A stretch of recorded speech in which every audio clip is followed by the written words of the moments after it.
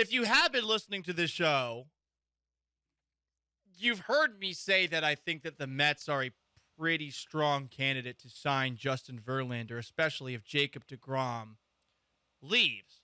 Well, deGrom signed with the Rangers, and breaking news just from a couple of minutes ago, Justin Verlander, no longer a member of the Houston Astros. Verlander and the Mets have agreed to a 2-year, $86 million deal with a vesting option for a third year. I think Ben Verlander was the first one to break that news. For the Mets, a ballsy move, but considering Verlander is coming off of the best year, statistically, of his career, you can understand why they'd make a deal like that. So it's $43 million a year. It's pretty similar to what Max Scherzer got from New York, and I guess that's a line the Astros weren't going to be willing to cross.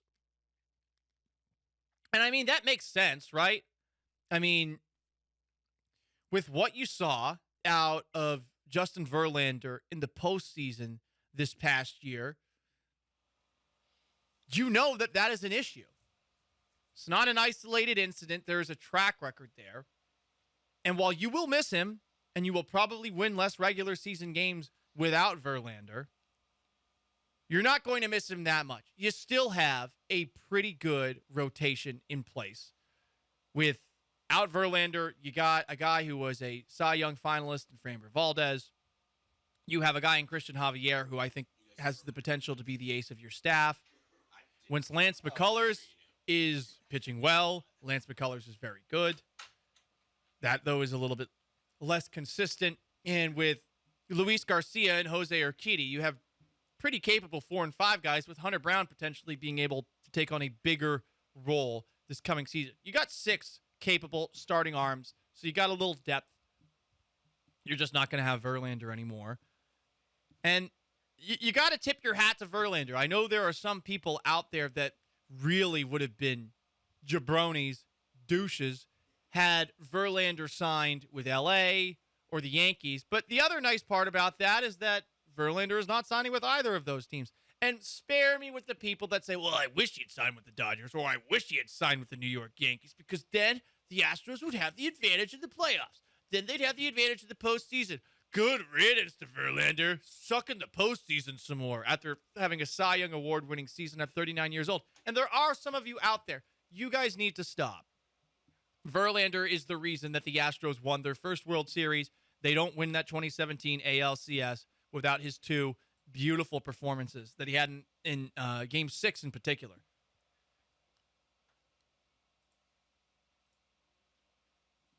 I hope that everyone gives him the respect that he is due. This was a great relationship. This is not one to have hard feelings about after the fact. There is no reason for that. So I'm imploring you to behave, to act like adults here.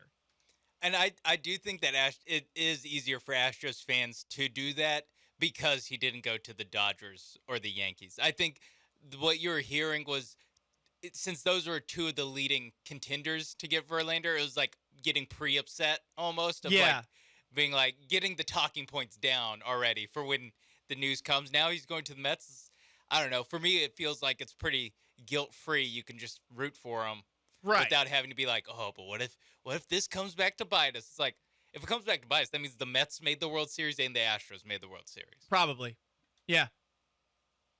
Unless, like, the Mets decided to trade him or something like that, and I imagine he has a no-trade clause.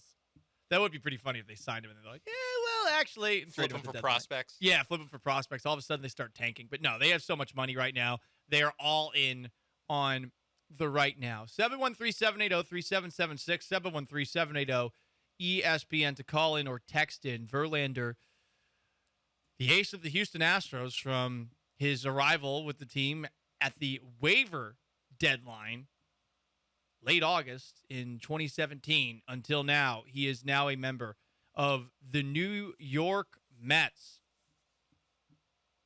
I really wondered what the last conversation between Jim Crane and the Astros GM-less power structure was like. I'm very curious. Did the Astros try at all we heard is that they are very far apart on a deal. What kind of deal do you think the Astros offered? And we had been hearing Verlander talk over the last couple of opportunities that he had to speak to the media where he started to sound wistful, like, oh, it's been a great run. Whatever happens next happens, blah, blah, blah.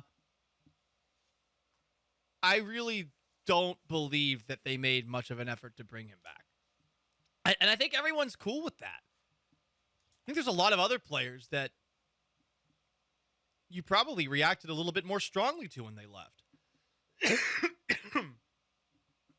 For example, I think with Carlos Correa, I know I didn't handle that great, especially with how Jeremy Pena looked filling in for him this past season, especially in the playoffs. I also think with George Springer, losing Springer felt like, oh no, all of a sudden this thing might come crumbling down. Because Springer was the heart and soul of the Astros clubhouse for a good amount of time. But now you're also just getting used to the fact that the Astros move on from great players and it doesn't come to bite them in the ass. On to the next.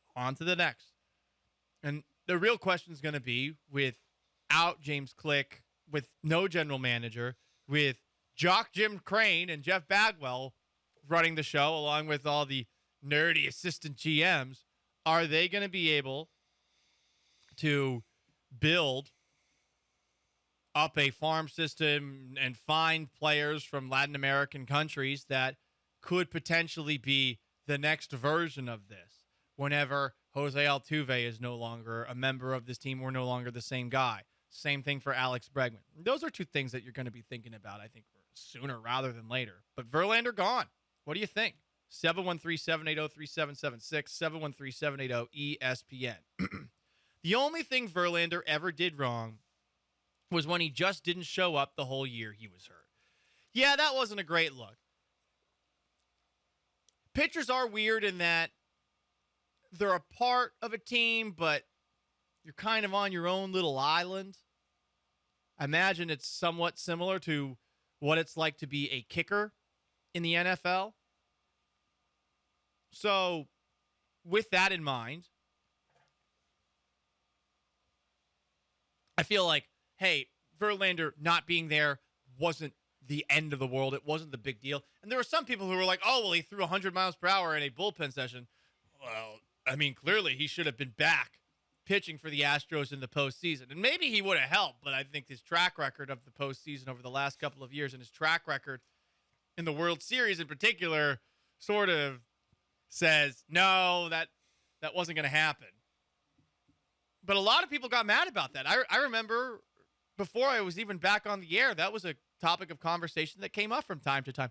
Why didn't Justin Verlander pitch in the 2021 World Series against the Braves? Why was he throwing bullpen sessions and not showing up in the clubhouse? And I'm sure it rubbed some guys in the clubhouse the wrong way, but that was a much bigger issue, I thought, than it needed to be last offseason. Yeah, apparently they vetoed him throwing out the first, like the ceremonial first pitch.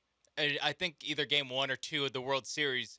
And the rumor was that it's because the locker or the clubhouse was like, well, no, he hasn't been here, and now he's going to come in and throw the first pitch for. They vetoed it and it ended up probably being Mattress Mac, or I don't know. Yeah, probably Mattress Jeff Mac. Bagwell or someone. Mattress Mac is getting all sorts of pregame action these days, huh?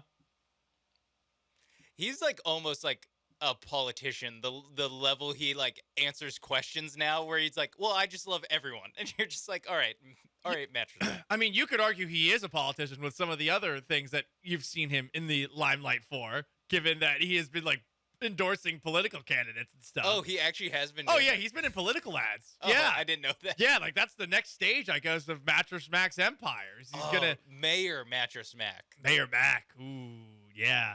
I don't know if he's gonna go that far, but yeah, he's been endorsing candidates. That's been interesting to see. But yeah, Mattress Mac's been at like every Cougs game thus far this year, at least based off of the Instagram stories that I'm seeing. Like, oh, there's Mattress Mac doing something before the game.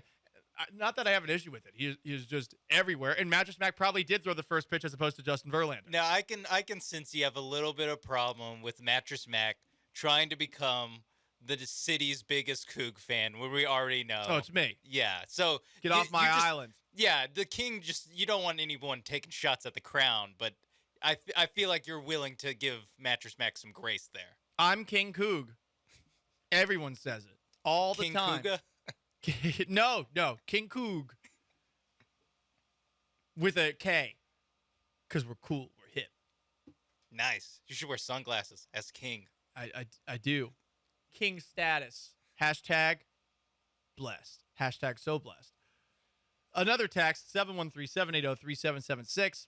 I feel like the rest of the pitchers would have benefited from him being around, but he's a weirdo in general. Well, would he?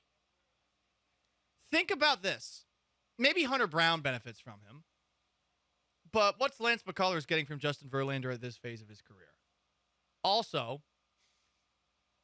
not to make something about a language gap, and I'm sure that if any of these pitchers wanted to ask Justin Verlander about something, it could be done through the interpreter that the Astros have.